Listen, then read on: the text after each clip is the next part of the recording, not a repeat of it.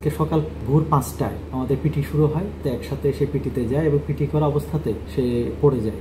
আমরা সকাল ৮টার দিকে জানতে পারি যে ভাই আমার মারা গেছে। ওই ট্রেনিংরত অবস্থায় সে নাকি পড়ে যায়, পড়ে যাওয়ার পরে তারা ওই হাসপাতালে নেওয়ার সময় রাস্তায় নাকি মারা যায়, আমরা এটুকু জানতে পারি। আমি মোহাম্মদ হাসান, মরহুমের ভাই। উনি 11 বছর যাবৎ পুলিশ এই পেশায় নিয়োজিত আছে। উনি লাস্ট চাকরি করতেছিল ভালুকা শিল্প পুলিশে এএসআই পোস্টে। উচ্চতর প্রশিক্ষণের জন্য গত পরশুদিন এখানে আসছে।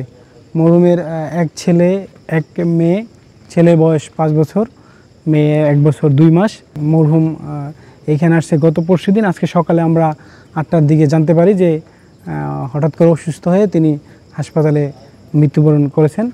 আমরা টাঙ্গাইল থেকে আজকে 4টার সময় এখানে পৌঁছেছি। টানা 7মবারের মতো বেস্ট টিস্যু পেপার ব্র্যান্ড হিসেবে স্বীকৃতি পেয়েছে বসুন্ধরা টিস্যু। গতকাল থেকে আমাদের সেকশন লিডার কোর্স শুরু হয় এবং সেটা 4 মাস মেয়াদী এই কোর্সটা। এটা সাধারণত এএসআই সশস্ত্রদের এই কোর্সটা করতে হয় এবং এটা সাধারণত আমাদের যে পদোন্নতির জন্য এটা একটা বাধ্যতামূলক কোর্স। তো মোতালেব হোসেন সে শিল্পাঞ্চল পুলিশ 5-এ আমাদের ময়মনসিংহে সেখানে কর্মরত ছিল এবং তার বাড়ি হচ্ছে টাঙ্গাইলের ঘাটাইল উপজেলায়। সে আমাদের সবার মতো সেও এই প্রশিক্ষণে যোগদান করে। সকাল ভোর 5টায় আমাদের পিটি শুরু হয়, সে সবার সাথে একসাথে সে পিটিতে যায় এবং পিটি করা অবস্থাতে সে পড়ে যায়। তো আমাদের মাঠে অ্যাম্বুলেন্স ছিল, আমরা অ্যাম্বুলেন্স রেডি ছিল এবং অ্যাম্বুলেন্সে করে তাকে সাথে সাথে সদর হাসপাতালে নিয়ে যায় এবং ওখানে ডাক্তার তাকে মৃত ঘোষণা করে।